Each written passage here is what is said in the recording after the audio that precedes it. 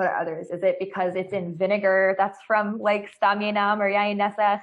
And there's like all these other suggestions that are proffered, and or like is it because of like tamei milk mixed in? And so they go through a lot of that. Most of these are no longer applicable nowadays.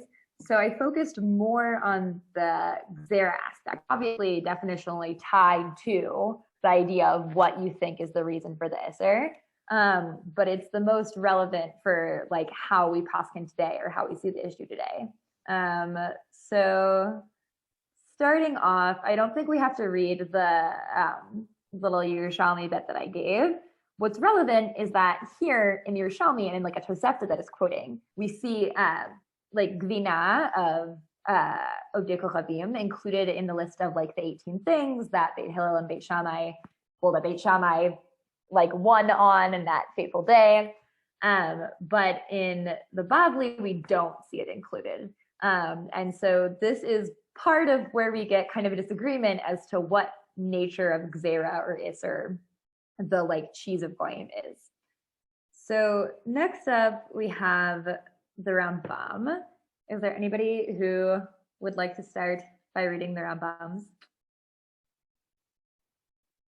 If not, I'll just call on people, but I can read.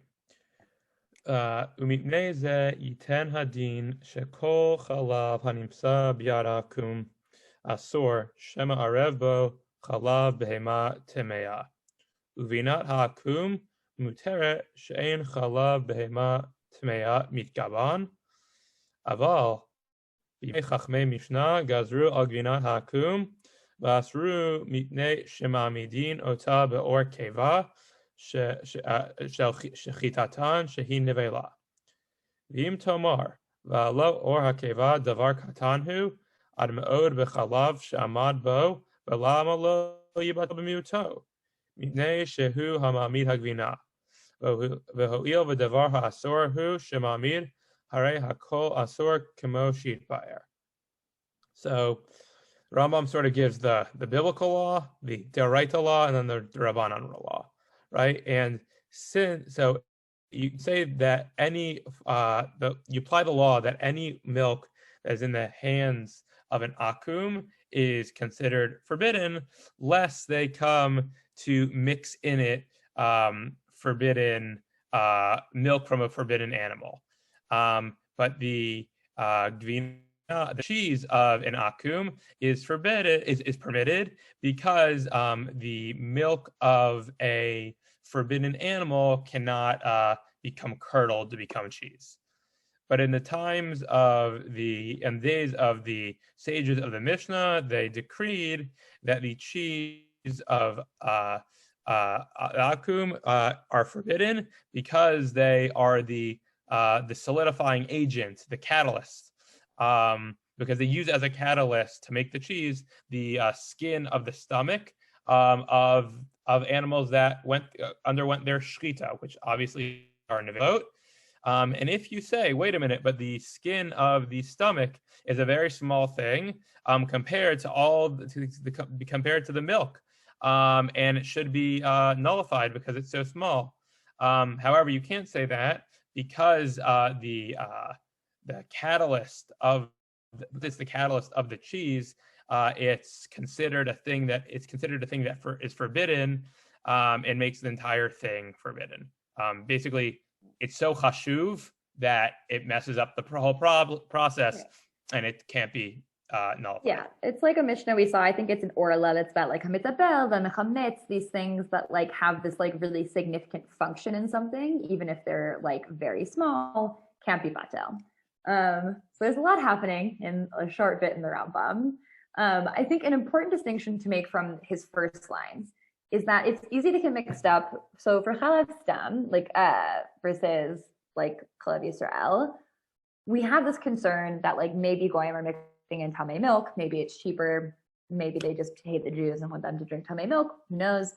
But there's a point that's made when talking about the Chalav of Goyim, that you can't say, well, I'll just buy it from them and I'll turn it into cheese And since like the tame milk doesn't curdle, I'll know if they mixed in any milk. And then the Gemara is like, no, because sometimes the whey like stays in the gumot of the cheese.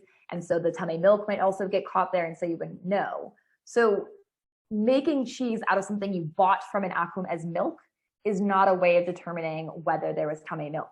However, when I'm buying gvina from an akum, like they made this to be gvina, and we have this presumption that they're not stupid enough to mix in something that would like actively harm their cheese making process, because there's this like idea we have that no like unkosher milks curdle, which is not entirely true. Camel milk apparently poorly curdles, but does curdle, and donkey milk can too. But those are both much more expensive also than like the other things you'd be having. So additionally, the fact that they don't curdle well and would be more expensive are extra reasons to say probably the akum is not mixing that into their own cheese. The like Rambam's like, we don't have to worry about tame milk in cheese. But what's the problem? We have a gzera from the Chachamim. And like he seems within like these lines to almost contradict himself, because he's like, oh, it's mutar, but there's this gzera of the Chacham, which would almost, there's no reason in, but there's this gzera. And then he goes into, well, actually it's forbidden because of like or kevatz nevela, which is like a reason for us to be worried that it's not kosher. But I think the distinction that he's making there is going to come out in the second Rambam, because he's saying, yes, there's a primary reason that will, but even that comes into play. Does somebody else want to read the second Rambam?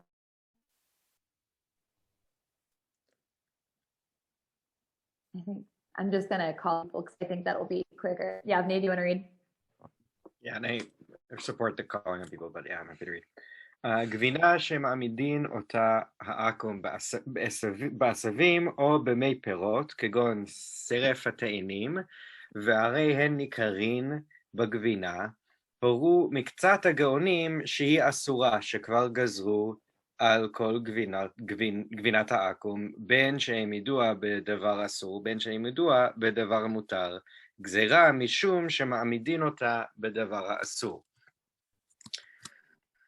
So a cheese that is made with the enzyme, made by a goy with the enzymes that are from plants or fruit juice. For example, I don't know what seref atainim is, but it's something like that.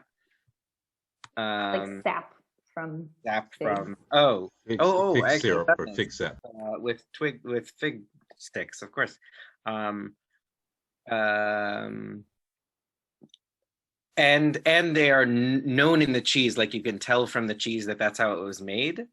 Some of the Gaonim have said that it is forbidden as a gzera, lest you, because they assured all Gentile cheeses, lest you, whether they made it in something mutar or made it in something asur, made it using the enzymes of something mutar or something asur, in case lest you come to eat one that was made from something asur, lest you get confused about what's allowed or what's not.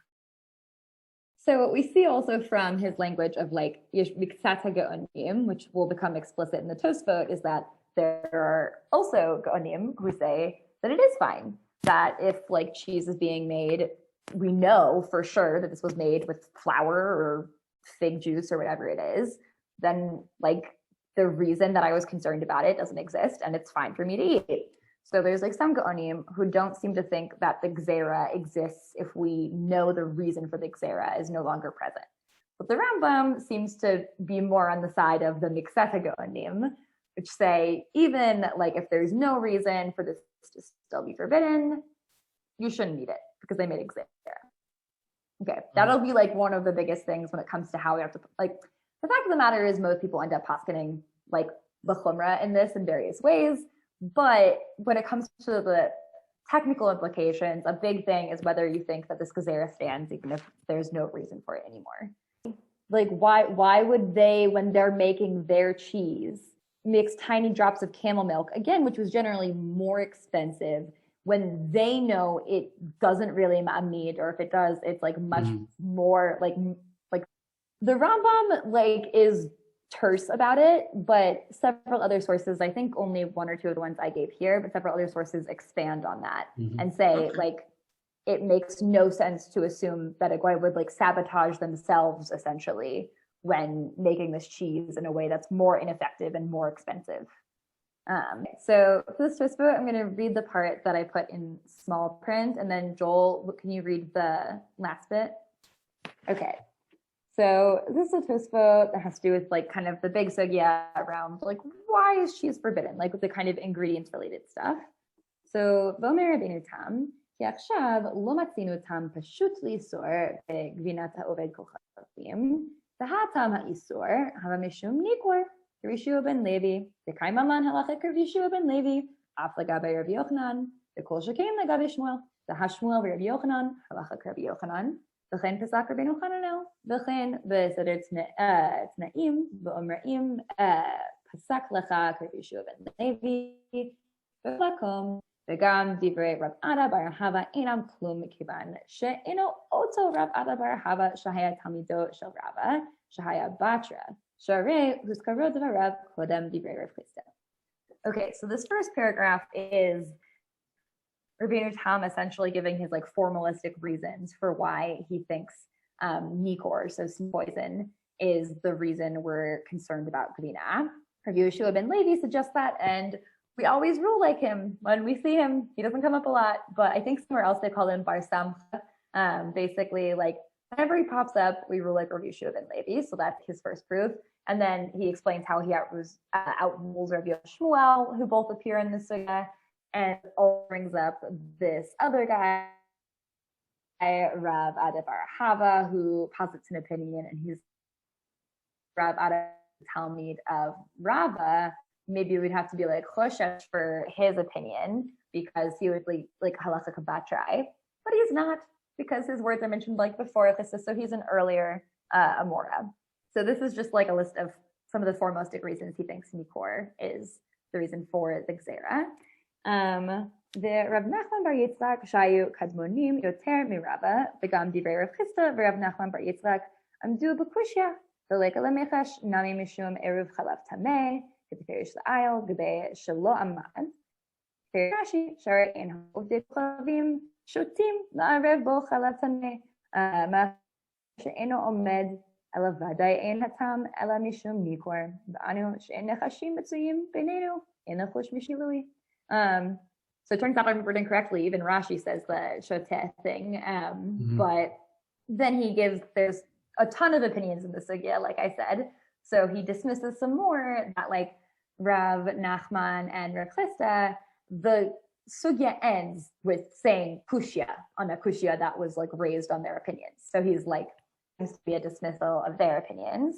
And we don't have this like additional concern. We don't think it was chalav tameh mixed in because like it doesn't make sense for the like oved kochavim to do that. It doesn't benefit them in any way.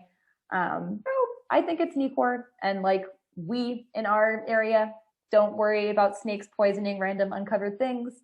And so there isn't like a tam pashut where we live right now to oser gna. So that's the beginning of this. Joel, take it, or any questions before Joel goes? All right. Ve'en lomar davar shebeminyanhu v'sarich minyan acher la'atiro. Don't say this. He's talking about the actual individual blocks of cheese here, that they're not davar shebeminyan, I think. But I'm I think it's that like it was a gzera that was made with minyan. Right? The gzera minyan. He's talking about the minyan of the Beit Shammai. That's what he's talking about. Great. Yes. Good. Kivadaihu, so you need to greater in minyan and greater, okay, in Beit Din. Kivadaihu, kashi asru techila, lo asru, so he says, and it's not a gezerah that we need somebody to overcome. Kivadayu kashi asru techila, lo amru ela, lo asru, ela bimkom shenechashim mitzuyin, kamoshe faresh, the kaman gabe yain nesach. That gezerah was only in places where snakes were found, and not apparently in France. V'gam beharbe mekomot yesh shochlin otam mipnei shemamidin otam bifrachim. Okay, and also there are lots of places where they eat goyish cheese because they the rennet, the curdling, the rennet, I guess is a like we saw is fruit juice or something like that. V'gam geonei narvona hitirotam bimkomam mitam shemaidim otam bifrachim. All right, so these are, and seemingly from I think from the Tosfos words, these are places that only do it this way, or generally only do it this way. Mihu bimkomenu shemamidim bekeva omer harav Rabbi Yitzchak ben harav Rabbi Reno Chaim sheyesh tam ketzat lesor mimnei shemochin hakeva beora v'ika isur devasar v'chalav demaliach harehu karoteach. All right, so he says, but over here where we live, there might be a tzad isur because we're salting it in the keva, and then you have a basar b'chalav issue that shows up because, as we know, salting is like cooking, or it's like sali, right? So, vani ra'iti bekomot shein mamidim binvilat davar achar maliach. So I've seen places where they salt first and then they no, davar acher. Binvilat davar acher, so in pig. Yeah. Right? He's like, I heard they do it in pig in some places, which I'm assuming is what led you on your tangent. I can't imagine them doing that, just because also part of the idea is that like you're supposed to be using the rennet ideally like from the type of milk that's also trying to be curdled. And so not only does like pig milk not curdle, so presumably that means that like the keva of the pig is not effective, but also be even less effective at curdling not pig milk. So not clear what's going on with his last line, but it was an astute observation that he makes explicitly in different Tosfot that he didn't bring, that like the Gonei Nervona, those other places, the ones where they permitted it exclusively, all the goyim make their cheese in these flours, like fruit, whatever.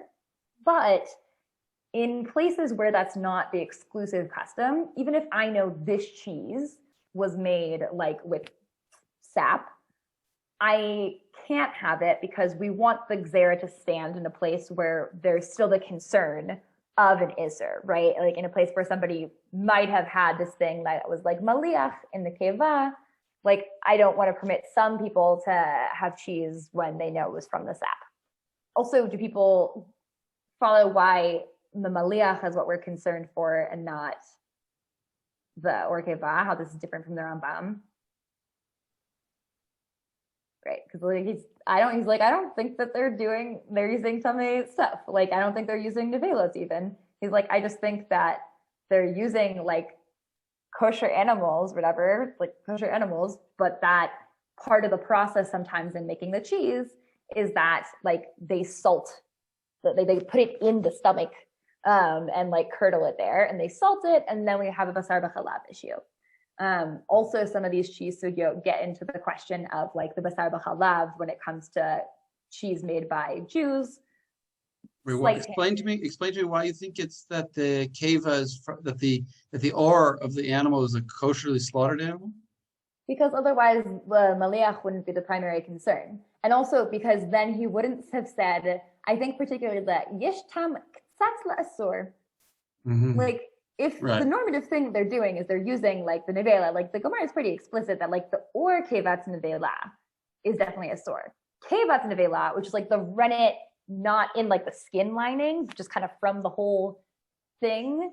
Rabbeinu Tam thinks if it's karush, if it's kind of congealed, but that's like pure sheba alma. No, but I think it's like I think keva is the milk. No, so in the stomach. Keva is the like enzymes from what's like in the stomach, or keva is like using the stomach lining with the enzymes that have there. So like we see distinctions. I trust me, it gets into it very extensively. Yeah, let's not talk about it now. Predominantly how they use it, and it is significant if you like go into that reason for why it might be aser, because there's this whole discussion about whether keva is like pure sheba alma, in which case, like, it's not like food, it's like totally fine. So that's what I thought. I thought the keva is the milk and it's sour and therefore it's kosher. And the only problem is the leather, but that's not causing the mamid. The mamid is caused by the milk. It's or keva is like the stomach lining that includes some skin and also like the rennet that's in it. So that is ma'amid. It's not or keva. Shemolisim hakeva bi'ora. No, that's not what. Yes, that's not what's happening here. That's what I'm saying. I'm saying that in the cases where we're worried about the reason why I think the reason why it's saying it's a basar b'chalav issue is because the milk that's causing the cheese to be curdled is kosher because it's milk, or it's pirsha ba'alma, and that's what's causing the amada. That's what's causing the mami. That's the mami. They make this distinction between the concerns around like milk made by Jews versus milk made by non-Jews when they're also talking about the like kevat nevela or kevat nevela versus that of like what we consider to be like shchuta, like chocolate animals, whatever. That like when it comes to animals like things made by Jews, where we think it was from shchuta, there's no nevela concern. Then the only problem would potentially be basar b'chalav, and so if there's the taste of basar in this milk, then it's forbidden. Otherwise, it's fine. And they make in many places. Again, I didn't bring these because I wasn't focusing as much on the ingredient-based stuff here. But in various places, they make the distinction as to why with basar b'chalav, when we're worried about like the Jewish cheeses, it's benoten tam, because basar b'chalav, the whole isser is about like the combination of that flavor. Whereas the like or kevat nevela or even kevat nevela, if you're one of the people who doesn't think it's pirsha ba'alma, which there's a variety of people who do, there it's b'mashahu because it's nevela and it's a devar hamamid. So they do make that distinction explicitly. When it's nevela, the concern is not primarily basar b'chalav, the concern is nevela. So from the fact that he's mentioning basar b'chalav here, linking other sources again, which I apologize. This like suggests that he thinks that we're not nevela. I think,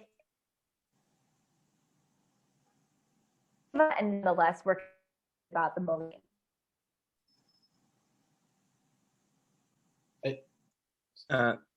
Question. Lexie, we lost you for a minute there. Yeah, sorry. When did it dip out? I think we got most of the idea. I had a question though. I seem to recall, and I may be misremembering, and I don't have Chulin sitting in front of it. Isn't there a long Rashi in Chulin somewhere where he talks about even without Maliach that if you in the Ora Keva that he used to think that people would claim that was just a kli and it wasn't a problem, and then he says actually I thought about it and I was like no, I don't think that's the case anymore. And well, so Rashi, yes. So there's a really long Rashi, very uncharacteristic. It's very strange. And it falls kind of also within this question of whether we think keva is pirsha. Rashi is on the extreme opposite of like the Rif side. The Rif is like all of it's pirsha, it's totally fine. Rashi's like, no, it's all problematic. Rabbeinu Tam is in the middle where he says karush, so like congealed stuff in the stomach is pirsha, but salul, like more milky stuff, is still like food, and so that's still problematic. So all of that slightly a sidebar, but the main thing we get from Rabbeinu Tam here, when it comes to our larger question of how we're like paskening nowadays, is that A, he thinks Nikor was the actual reason. B, he doesn't think it was a devar minyan, which means that there's like capacities to permit it, right? If you think it's a devar minyan, like the shasar minyan, then like you don't really have much power to reverse that. Nonetheless, he's like cautious around it, and he's not like so eager to be like, yes, eat like the goyish cheese. And one of the other ones, he's like, there's no real reason not to eat it, but it's like because people have been acting as if it's usher for so long, it's like mechuarhu. So like eat it, like people like interact with this like an isser, and like it's just not great for you to be having the goyish cheese. Yavni, you had a question? Two questions. One, the whole beginning part about the reason is the nikul. That like it seems like so that's like what he's saying is like that's the reason for for that gzera originally, but it doesn't mean there aren't other reasons to be concerned around cheese, and that's what the rest of it's about, right? Yes. Specifically cheese from goat. He's like, that's the reason that ultimately the gzera was based in. There are other potential problems that can occur, but they're not fundamental to something about like oved kochavim cheese. And they don't necessarily apply everywhere, right? So that's his big thing about Nikor is like, that just isn't a concern in some places. So second question, why would basal b'chalav come up at all in the question of cheese davka from Gentiles? Because that's what I'm saying is I think it's shchuta, because I think if it was nevela, that we would be saying nevela as we do in other sources, as opposed to basar b'chalav. Right. So I'm not understanding what the reality on the ground is that all these Gentiles are using shechted animals to get their enzymes. I wish I could tell you more about. Let me just say one more time. I don't have enough of the details. I hear you. Yeah. I just, due to how explicitly and how many other sources we make this like chiluk between when they're talking about the nevela versus the basar b'chalav issues and when those are applicable, it feels very likely to me that we are not talking about nevela here, because in all the other places where that's the concern, we say that nevela is the concern, that it's or kevat nevela or kevat nevela. And Rabbeinu Tam himself goes into that extensively. And so if he thought that was the main concern here, I think he would have used that language rather than that of the molichin. So just to clarify, what he's saying is that we have the suspicion that we think that we know that these Gentiles are using shechted animals to get their enzymes, but because we think we suspect that the Gentiles davka are going to put salt in the process, that's why we were worried about basal b'chalav for them. Is that accurate? It's not even like as in the like Yishtam Satzla. What he's really here is he's like saying, for the most part, the cheese where I am, like the cheese that you would get from an oved kochavim, like ingredients wise, would probably be permitted. Like odds are the cheese that you would be buying here in medieval France is permitted. There are maybe some cases that might occur where there actually is an ingredient-based concern. But he's not saying that that's even like the definite practice that everyone's doing. He's like, it's possible that you would buy cheese from a goy who like salted it in the kiva, and then there's the basar b'chalav issue. But like the biggest thing, honestly, from Rabbeinu Tam is he's being like, for the most part, I really don't think that there are ingredients-based concerns for this gvina where I am. Nonetheless, like I wouldn't recommend you eat it. Well, there's, this is the whole, of course, every time back into this issue, it's fascinating. This, this a terrific presentation. There seems to be a great respect for craft, what the standards of craft. They don't need a FDA, federal, drug, whatever the standards for food, because there's craft and there's the continuum, and what exactly is a craft, fine, so they argue about that. On the other hand, you're giving a hell of a lot of power to goyim who don't know what they're going to do. And that has to have some form of a rub, at least in terms of anxiety. So I'm saying not anxiety as much to say render something unkosher, but anxiety like, how can I tell you it's fully kosher? That's a little bit of a change. That's what I'm hearing partially in your presentation. Yeah, for sure. And I think honestly, we also get into this. This is something I highly recommend you all look into individually if it doesn't come up here. But when you talk about the halav stuff, there's like, even when you're getting into like the 19th century and people aren't mixing in like a devar tameh, it's totally fine. You get the Aruch HaShulchan being like, no, you absolutely can't have it. I know this story of people who would like drink goyish milk at a coffee shop, and then they ask the guy, why is your milk so creamy? And he says, oh, very easy. I mix in cow brains Um, everyone's like, oh no. Which also I thought was like a bubba mitzvah when I first read that, but then looked into it, and apparently that was actually a thing people did of like blending cow brains into milk. So the more you know. We're not going to get into that now. Highly recommend if you're interested in reading it. I can send it to you. But I want to move on for now. So I'm going to just summarize the smock stuff. First of all, we see this mention of like, he thinks it is Ne'asar b'minyan, right? So that means like we have a lot less power / potentially no power to just permit it because we think the reason doesn't exist anymore. Second, the larger thing here is a really interesting kind of examination where he goes off of the Rabbeinu Tam opinion, and he's like, well, if we still have to operate, like he thinks that Rabbeinu Tam, and this isn't explicit necessarily in the Tosfot, but he thinks part of why Rabbeinu Tam doesn't want to just like say it's mutar is that even though Nikor isn't a problem here, it still is a problem potentially in other places, and so people might get mixed up, and then someone might have snake poison, who knows? And so he's like, well, why is that the case with Vina? A reason to like oster it because there's concern in some places, but not with like mayim migulim, which we say is fine now, which like in general, like bigadol, we allow people to have. And he has this kind of smart answer, which is that like mayim, everybody knows the only reason it would ever be problematic is because of this idea of givui. So like if we say it's permitted in general, people who still know they have snake problems, like will know that that's still a concern for them because that's the only concern there is. Whereas with cheese, for which we have this whole abundance of potential reasons that it's the problem, if we say, oh, it's permitted, we don't have nikor, people elsewhere who do have nefashim might think, oh, there was a different reason, it wasn't nikor, there was a different reason cheese was forbidden, and now it's permitted and it's fine, whereas they do have to worry about snake poison, and then that'll be a problem. It's very clever.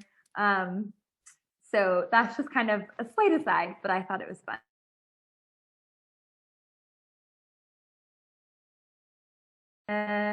Josh, do you want to read the... Wait, I have a question. That sort of I guess it's a procedural question. So my problem with Nikor is that Nikor is not an actual thing, in as much as like, no, seriously, like snakes don't do this. I actually I read an entire article on it. It's amazing. I really buy that, and nonetheless, I think what matters for these sources is that they think it is. Yes. I get that they think there are these magical snakes that don't exist, that are somewhere in the world, but like we know these snakes don't exist. So can't, like, when I think about that, I'm like, okay, Rabbeinu Peretz, like that's nice, but toodaloo to your argument, because like these is like the snakes are not found anywhere. Ergo, I do not have to be worried about people thinking that there's another reason for the cheese to be aser, because the actual reason that you're trying to protect them from, the nikor, isn't real. Like, right. So, and that's a thing that is like potentially applicable if you go by the Rabbeinu Tam reasoning today. But in the reality, which is Smock is living, which it seems like people still do normatively think that this is a real thing. Like, he has to give this kind of reasoning. But yes, it's true that now we're like, snakes aren't going around and like dripping poison into our exposed cheese. But now, okay. Josh, do you want to read the Torah? Sorry, I know there's so many questions. There's more fun sources to come, and I want us to get through some of them.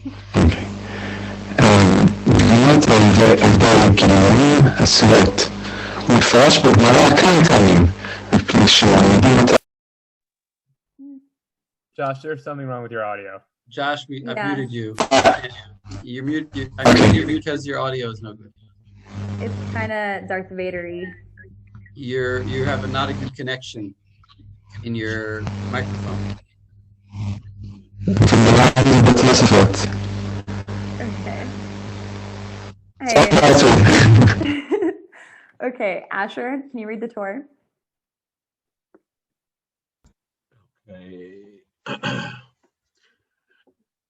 גבינות ה... I guess the Torah's way of saying עובדי כוכבים, עובדי גויים. Okay, עובדי גויים. אסורות מפרש בגמרא כמה... גידולים. אוקיי. גבינות העובדי גידולים אסורות, ומפרש בגמרא כמה טעמים מפני שמעמידים אותה באור קיבה נבלה, ומפני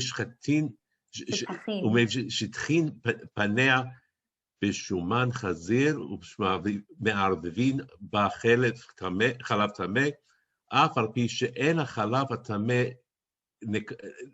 נקת חיישלנן, שמא יישאר ממנה מעט בין קבע כתב הרמב"ם, אפילו אם אין לחוש לאלו כגון שידוע שהעמידה בעשבים ואין בה חלב טמא, הורו הגאונים שהיא אסורה, שכבר גזרו על הגבינות בין שהם ידוע בדבר האיסור, בין שהם ידוע בדבר המותר, והאוכל גבינות העובדי גידולים או חלב שחוו עובדי גידולים, ואין הישראל ראוהו מכין אותה מכות מרדות.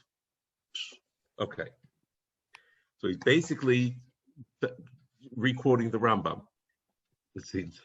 Right. So he's putting in everything. He's putting in all the reasons. Yeah. He starts by just giving a speed partial recap of the Gemara that's here's all the potential concerns that we could have, including also apparently the covering the things in pig fat is a real thing because people do that to encase it. That's a thing people do. And the chalav tameh. Right. So he includes that as one of the concerns that the Gemara mentions. So Asher, do you want to finish? Okay, so after bringing all the concerns, he says, but all those concerns, it doesn't matter because the Rambam's basically already told us we can't have this anyway. Either way, because the Rambam said that even when you know that they're for example, that they're using these asavim, and there's no chalav tameh, the Gaonim ruled sheyasura because they already forbade us all the cheeses, whether it was made with something that was asur, whether it was made with something that's mutar, and the one who eats these cheeses or drinks the milk of the gidulim, then he should get the makot mardut. Right. So first of all, making it explicit that the Torah is this is and slash that last bit, right? It's a durabanan concern. It's a gzera. But we also see from the Yisrael Ra'uhu with this framework, and we'll see a different thing with the Shach, but with this framework, clearly he doesn't seem to think that it's gzera shenesar b'minyan. Because if it was nesar b'minyan, even if I saw the entire process and I'm totally sure that nothing funky happened, I still shouldn't be able to eat it. So it seems the Torah thinks that this is something that if there is a Jew watching the process, that's actually not a concern. You could talk about whether, and we see is a distinction from when we're going to get in the Shach as to what extent this operates to the Challah standard versus the Bishul Akum one of is it that actually a Jew has to be actively involved because it's something about the Akum Kuris essentially, or is it just that a Jew has to be watching to make sure that nothing funky is happening? Why can't I think you say I might read some of the last ones. Why can't you say that he holds the gezerah? Why can't you say he holds the gezerah is the minyan? But when a Jew is watching, that's not called a goy doing it. It's called a Jew doing it because the Jew is watching. So we'll see that reasoning made extended and made explicit in the Shach. I think I'm probably biased from the fact that the Shach adds onto what is required and then explicitly talks about when it's no longer the cheese of Ovdei Kochavim, that I am not convinced that that's what the Torah thinks. but it totally could be. It could be that he thinks it's Ne'asar b'minyan, and that this is just not like Ovid Kochalim cheese anymore. How else do you interpret the Shekval Gazul? Like that, because that's with the Rambam. No, in the tool. Oh, that's just him quoting the Rambam. Thank you. Yeah. Okay. But he misquotes the Rambam. He says, well, he quotes him in a way that's misleading, I should say. I shouldn't say he misquotes him, because Rambam says Katsat Hageonim, whereas the Torah just says just like Hageonim, like, which is a difference, because like Rambam makes it clear that not all the Gaonim agree on this, whereas the Torah makes it sound like, oh yeah, they all agreed that it's Asur. And I thought, yeah. Right. Okay, so we see, so I'm going to just kind of summarize some of the chunks of the Beit Yosef and then maybe read some of the most essential ones. So he's presenting different opinions, some of which we've already seen. We see with the Hagahot Ashuri that it's basically like, if I watched the Chaliva and things like that, it's fine, but like, it's still not ideal. Like, I shouldn't really do it unless it's like absolutely necessary. Which is again saying that like that this is like this also the Hagahot Ashuri, which again isn't necessarily the opinion of the Torah, feels similar to the idea I was articulating of like it's not Ne'asar b'minyan, because if I think that by watching I'm turning this into like not non-Jewish cheese, then like if this is Jewish cheese and I watch the whole thing, I know that there's no problem with it. I feel like we shouldn't be so squicky around it. It shouldn't be like, oh, only if there's a hefsed merubah. Like if I made it no longer Ovid Kochalim cheese and I know it's totally kosher, like I feel like we would have less concern. So I think at least the Hagahot Ashuri thinks that like this is not changing it from goy cheese to Jewish cheese. Doesn't mean that that's what the Torah thinks. And he also brings in the Rashba, which secondly, we see the Rashba does think that this was Ne'asar b'minyan, which will play in at the end when it comes to what the Beit Yosef at least says within the Beit Yosef. And so, right, Makom Yisor Binot Bimkomo Omed. And then I think he brings in the Smak, which we read. I'm going to pick up from B'chein Mochiach. People see that? Okay. וכן מוכיח תחילת דבריהם שכתבו אומר רבנו תם כי עכשיו לא מצינו אותם פשוט לאסור בגבינות הגויים ואף על פי שכתבו שבהרבה מקומות הוא אותם לפני שמעמידים אותם בפרחים וגם גאוני נבונה התירו אותם במקומם מזה הטעם אין זה כדאי להתירם עליו דהנך גאונים הלוסבר דהלכה כמאן דאמר דטעם הלאה מפני שמעמידים באור קיבת נבלה לא חיישי לאינך תמה, אבל רבינו תם, שסבר דהלכה כרבי יהושע בן לוי, דאמר דתמה הלי משום גילוי, איכא למימר דחשתנמי אסור כדכתב בסמך. Right, so he brings in this idea that like, we see Rabbeinu Tam brings in this idea of like, yeah, and he doesn't really condemn the like Yonei Nirvana, who were saying like cheese is fine here. But that like they thought the reasoning was because of like the Or Kivat Nevela, and so if that doesn't exist, it's totally fine. Whereas Rabbeinu Tam is like, I think Gilui is still a problem in some places, so even if it's not a problem here, I'm like not gonna generally say you should be eating goyish cheese. וכל שכן במקום שהרמב"ם והרשב"א שהם עמודי עולם אוסרים וגם כי בכל שאר מקומות ישראל ששמענו שהם נוהגים לאסור ואינם מבחינים בין מעמידים בפרחים ומעמידים בקיבה שאסור לפרוש מכלל ישראל ולפרוץ גדרן של ישראל קדושים וגדרו אבות העולם וחכמי משנה. So Joseph is like, I don't think you should be eating their cheese. But also, I think from the fact that he's like, the frutz geder is kind of the language he's using. I don't think he himself is like totally convinced that this is like a Ne'asar b'minyan thing. But I think he's like, we have a minhag of this being usher. Everyone's been doing it. For the most part, everyone other than these like Gonei Nirvana have been treating it as usher. And like, you shouldn't, just because you think you know the reason that it is a problem that doesn't apply here, you shouldn't eat like the non-Jewish cheese just because you feel confident about that. And now we'll see in the Shulchan Aruch, but he actually paskins. So binot oved kochavim asrum mifnei shma'amidim otam or kivat shchitat shenevela. Right. So he thinks that was the reason that it's the or kiva we're concerned about. Va'afilu hamidua ba'asavim asura. And then Rama goes v'chein haminhag and mifratz geder im lo bimkom shnehagu behen heder mekadmonim. So at least the Rama, if not the Beit Yosef, thinks like again that this isn't necessarily minyan.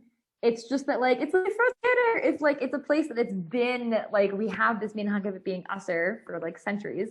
You shouldn't go and start eating their cheese. But places where they've been like have it like practicing with a heter, that's fine. Like he doesn't condemn that. He's like in a place where like that's been happening.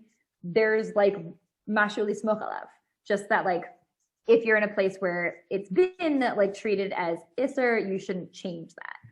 V'im ha'Yisrael ro'eh asiyat binot v'chaleva mutar v'chein minhag pashut binot v'lo ra'ah chaleva yesh lahatir b'diavad ki en lachu shema erev bo davar tamei. Which places? Huh? Does he mention places? He does not. So I mean, Italy, you could say like the like Nirvana area. Parts of Italy are sorry, the Shach mentions them. So like the Italians and the Shach mentions somebody else who I can take a glance at.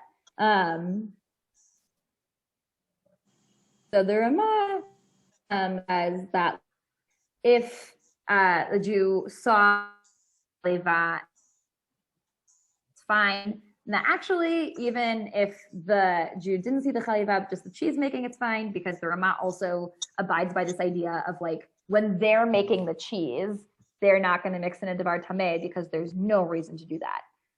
So he thinks as long as I see the cheese making and there's no funky business, it should be fine. Obviously, we do not have time to actually read the Shach inside. If you did not get to it, highly recommend. It's really interesting. But in Kiddush, he thinks that it is necessary minyan. You cannot have goyish cheese, but if a goy is making cheese for me, that's not like vinat oved kochavim. That is now like my cheese. So even though the goy is making it, if I like purchased it, essentially, I like made a cheese order with the cheese guy, and he's making all this for me, that's actually my cheese now. And so the Isser doesn't apply there. Nonetheless, he's like, not only does it be that, but also you need to watch the chaliva and you need to watch the like, what's the noun of the like, watch them make it curdle. And a Jew needs to do something. So the interesting thing is like the Shach seems to see this differently than we saw like the Rama and the Shulchan Aruch mention, where they were like, it's not like a Bishul Akum kind of thing, where it has to be like a Jew being a part of it, like an observation kind of thing. Whereas the Shach actually thinks that like you need to be doing something for it to be permitted. Otherwise, it's still problematic. Actually, sorry, I think I said that incorrectly. I think in the case where you bought it first, the Yisrael, I think, doesn't have to be involved, because we already say once you bought it first that it's not like Ovdei Kol Chavim cheese. In a case where it wasn't previously like bought lechatchila for a Jew, then you need to have a Jew contributing to the like curdling process. Yeah, so that was a lot of content in a short period of time. We only have a couple minutes left. People have final comments or questions? Joel? I always wonder about halachot that have so many different reasons behind them, where it's kind of like, this is like a boundary we don't want to cross. And, and it's just, it feels uncomfortable. And, we can throw all the reasons we want. It's just something that we want to, and it's kind of like going back to the original Gezerah of Rabbi Shimon, right? Because I think it was originally Rabbi Shimon who mentions it in the Tosefta, right, or in one of the Yerushalmi, right? That this is like just there are boundaries between Jews and non-Jews, and this is one that I just don't want to go over. And then after the fact, we can throw reasons at it. We can throw reasons, but it's like it's a boundary we maintain at the end of the day, almost. So I don't know. I feel a lot of nervousness around this. No, I feel like, I mean, that's like very much like the Lifot Geder language, right? That like the Beit Yosef and the Ramah are both using. They're like, we just don't think this is good. You just shouldn't be doing it. And nobody here is like enthusiastic about like, yes, it's totally fine for you to have their cheese. Like we don't, other than maybe the Gonde Nirvana, like we really don't see that kind of opinion. But yeah, I think there are different approaches. I think there are people who see it more in the way that you just presented it, of like they really see it from the angle of like this is very much in the category of like Tam, Vietnam, and stuff like that. That's really about socializing. Yeah. And there are people who, like, at least like Rishonim and Achronim, who I think do believe that the Kar has to do with like the way the Gvina was being made, and has less to do like maybe they like, you know, it's like bread and wine or like an oil. These are the things you bond over. These are things you have in meals. Really, cheese is less of like an ikar of the way you socialize with like the goyim. So like maybe it's less of an issue. Yeah. Any other comments or questions? I think again, I'm sorry, and include besides for craft and worrying about non-Jews having so much control over a food, I also want to emphasize your point is when is the gezerah a global gezerah and when is it a local gezerah? And there should be some sort of thing. It's actually I'm just trying to think of a way of formulating it. It's a global gezerah when it fits the locality. But when it doesn't fit the locality, it doesn't fit the locality. And I think that's fantastic for also retaining a heter when the heter might be necessary. Like we still like leave space for this to be permitted in different ways.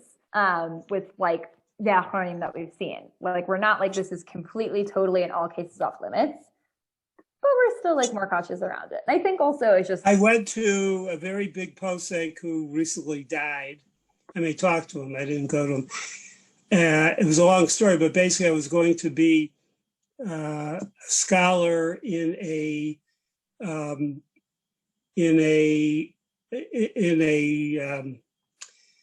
a scholar in residence at some camp situation for a couple of days. And it was a conservative camp, and they had Gavinas Akum, and they were completely kosher for sure. And the posek knew they were kosher. He said they never accepted the gezerah there. Big posek. They never accepted the gezerah as a locality.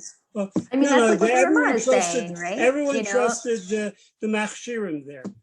He says, I don't want to see any pictures of you sitting there with a big cheese log going into it. Right. Except for that, no, he mastered the whole thing. No, so and I think the location is a very big deal. It fits with what the Rama was saying, which is that like places where that's been the normative practice, it's like fine. Yeah. Like he really does think it's like okay if that's like how it's been. Just like people don't like the idea of saying, oh, in general, we've been like treating this as usser and now it's fine. Like that just like feels not great to us, even if like literally speaking, maybe there is like reason you could say that. Yeah. Lexie, thank you. Thank you very much, Lexie. Great and useful presentation. Richard Koch, that was amazing. Thank you, Lexie. There's a lot more to talk about. And I apologize. I thought I was on mute a few minutes ago, so my apologies for the disruption. No worries. Cool. Okay, thank you. Next week we'll go to Simon Kufyud. Cool. I'll send out some sources. But you can start with well, I'll send out some. Okay, take care. Shkach, everybody. Yeah. Yeah.